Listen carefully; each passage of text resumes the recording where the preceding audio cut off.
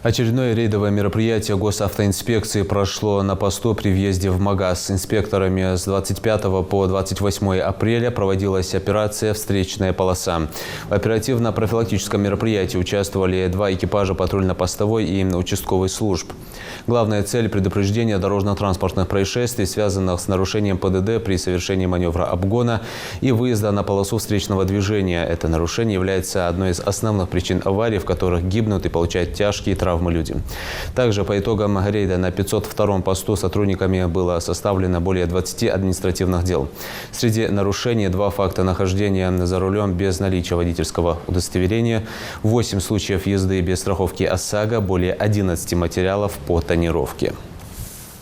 Все нарушения, конечно же, которые выявляются в ходе рейдовых мероприятий, они способствуют стабилизации с аварийностью в регионе для того, чтобы сегодня люди чувствовали себя более безопасными.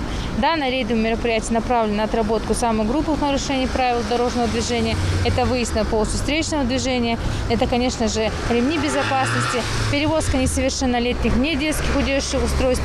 И те нарушения, которые, конечно же, остаются, это тонированные транспортные средства, подложные регистрационные знаки, без регистрационных знаков, для того, чтобы люди чувствовали себя более безопасно. Сегодня это мероприятие проводится в городе Магаз. Также, конечно же, работа проводится в рамках и в преддверии праздников, которые мы ожидаем, к сожалению, вероятность того, что будут происходить ДТП. Но мы надеемся, конечно же, на разум наших граждан.